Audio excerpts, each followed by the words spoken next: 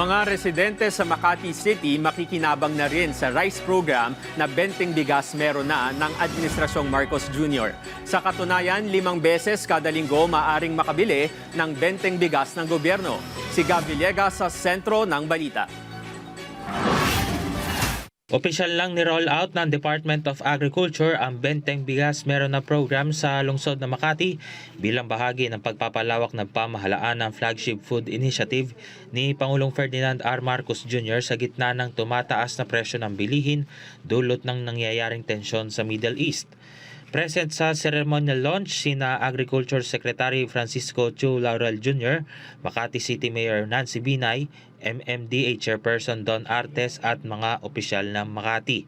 Nasa 750 mga benepisyaryo mula sa vulnerable sector, kagaya ng mga senior citizen, persons with disability, solo parents, minimum wage earners, transport workers at iba pang low hanggang lower middle income households ang nakabili ng 20 pesos kada kilo ng bigas ngayong araw. Ayon kay Secretary Laurel, 100% local rice ang ibinebentang bigas para sa P20 program. Target rin ng DA ngayong taon na paabutin ng 1,800 ang bilang ng P20 outlets sa buong bansa mula sa kasalukuyang 700 outlet. Meron kaming existing budget na 5 billion na ginagamit.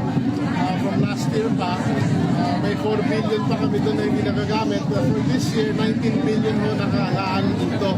So we're confident that we can sustain this until with the present budget until end of the year. Ang Makati LGU naman, 5 beses kada linggo na magiging available ang benteng bigas sa lungsod. Sisikapin din namin na mas dagdagan pa yung outlets sa mga palengke. Kakayanin na meron kami sigurong set na parang sasakyan na mag-ikot para kasi nakita natin ngayon medyo nahihirapan yung mga senior citizens natin na buhatin to 10 kilos of rice. So, pwede ibababa na namin talaga bahay to bahay to 10 to Para mapabuti ang pag-target at transparency ng programa, i-deploy ng mga otoridad ang PBBM Registry System kung saan ang bawat bibili ay mayroong QR code para mabantayan ang kanilang pagbili sa mga kadiwa outlet. Isa si Cecil sa mga nakakuha ng benteng bigas ngayong araw.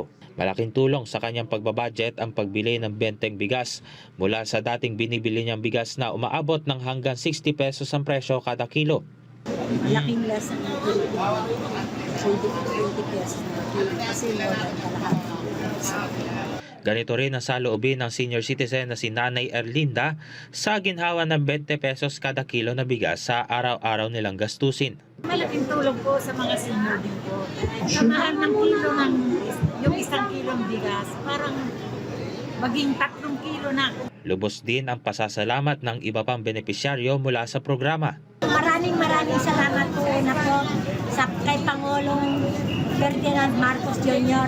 at binigyan niya ang taga-Makati ng ganito dito sa amin. Gab Humilde Villegas para sa Pambansang TV sa Bagong Pilipinas.